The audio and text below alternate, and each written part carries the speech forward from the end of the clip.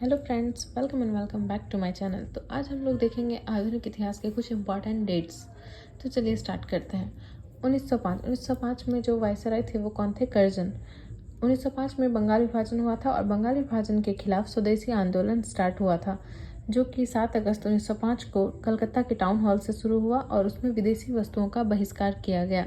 16 अक्टूबर 1905 को बंगाल विभाजन की डेट रखी गई। 1907 में सूरत अधिवेशन हुआ। नरम दल और गरम दल बट गए।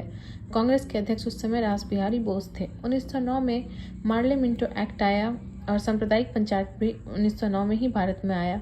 9 जनवरी 1915 को गांधी जी दक्षिण अफ्रीका से वापस आ गए और इसी दिन भारत में भारतीय प्रवासी दिवस मनाया जाता है। 1916 में लखनऊ अधिवेशन हुआ, जिसमें गरम दल और नरम दल आपस में फिर से जुड़ गए और कांग्रेस और मुस्लिम लीग के बीच भी समझौता हुआ। 1916 के लखनऊ अधिवेशन के अध्यक्ष अंबिका चरण मजूमदार थे और 1916 में ही home rule league movement start हुआ, जिसे एनी बेसेंट और बाल गंगाधर तिलक ने शुरू किया था। 1917 में चंपारण सत्याग्रह हुआ, जो कि महात्मा गांधी का पहला आंदोलन था और ये बिहार के पूर्वी चंपारण जिले में हुआ। 1919 में रॉलेट एक्ट आया, ना अपील ना दलील का कानून। मॉन्टेग्यू चेम्सफोर्ड एक्ट भी 1919 में आया। रॉलेट एक्ट के खिलाफ जालियांवाला बाग हत्याकांड हुआ, जो कि 13 अप्रैल 1919 को हुआ पंजाब के अमृतसर में। 1920 को असहयोग आंदोलन स्टार्ट हुआ और 5 फरवरी 1922 को चौरी चौरा घटना गोरखपुर में हुआ, जो कि असहयोग आंदोलन के खिलाफ था। इस घटना के बाद असहयोग आंदोलन को समाप्त कर दिया गया। 1923 में स्वराज पार्टी का गठन हुआ, चित्तरंजन दास और मोतीलाल नेहरू के द्वारा किया गया। 1924 में बेलगांव अधिवेशन हुआ। महात्मा गांधी जी के द्वारा पहली बार कांग्रेस की अध्यक्षता कर्नाटक के बेलगांव अधिवेशन में ही किया गया था।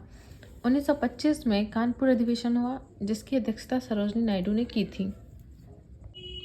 9 अगस्त 1925 को काकोरी ट्रेन डकैती घटना हुआ, जिसमें रामप्रसाद बिस्मिल, चंद्रशेखर आजाद, अशफाक उल्लाह खां और राजेंद्र लाहिड़ी जैसे क्रांतिकारी सभी शामिल थे। 1927 में साइमन कमीशन का गठन हुआ और 1928 में साइमन कमीशन भारत आया और साइमन गो बैक के नारे लगाए गए। 1928 में नेहरू रिपोर्ट मोतीलाल नेहरू के द्वारा रखी गई।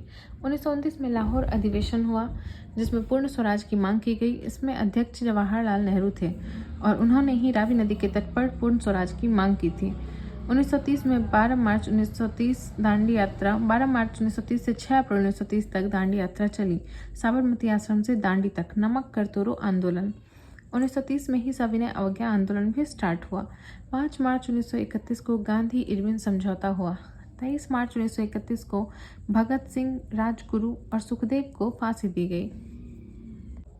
1931 में कराची अधिवेशन हुआ, जिसके अध्यक्ष सरदार वल्लभ भाई पटेल थे और महात्मा गांधी जी को काले झंडे दिखाए जाते हैं इस अधिवेशन में। 1932 में यरवदा जेल पुणे में पूना पैक्ट हुआ, जो कि महात्मा गांधी और डॉक्टर भीमराव अम्बेडकर के बीच हुआ था। 1940 में अगस्त प्रस्ताव आया। 9 अगस्त 1942 को भारत छोड़ो आंदोलन या करो या मरो आंदोलन की शुरुआत हुई।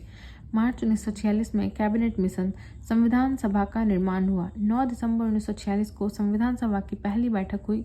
13 दिसंबर 1946 को जवाहरलाल नेहरू के द्वारा प्रस्तावना संविधान सभा के सामने रखी जाती है।